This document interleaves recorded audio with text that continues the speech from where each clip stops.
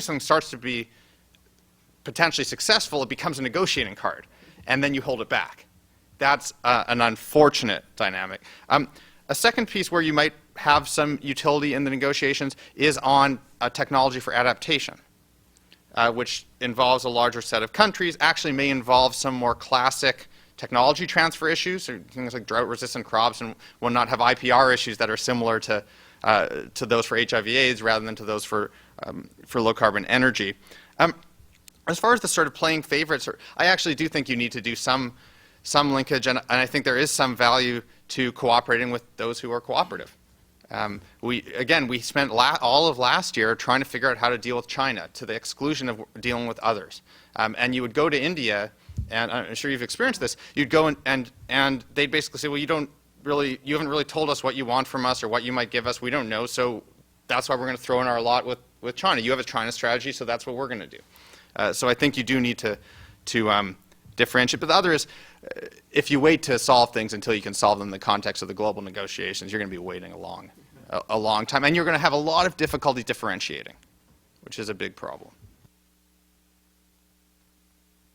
I'm going to try and take a group of questions, so please keep your questions brief so we can fit them in. We've got one there, one there, one there, and then we'll try and get yours in, okay? Moses McCall, curious bystander. My question is in terms of adoption. I was just wondering, do you think it's important to consider cultural aspects of clean technology adoption in developing countries, or is it just a question of access to a reliable source of energy?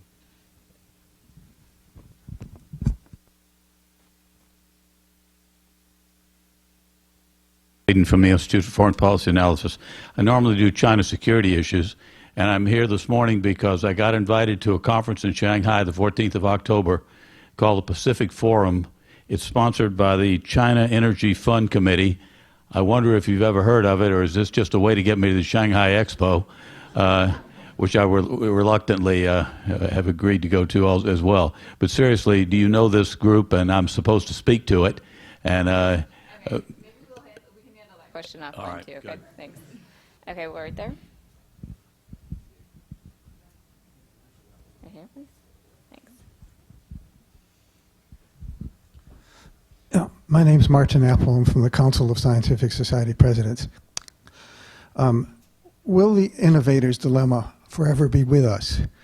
We definitely need to address climate change as quickly as we can and as effectively as we can.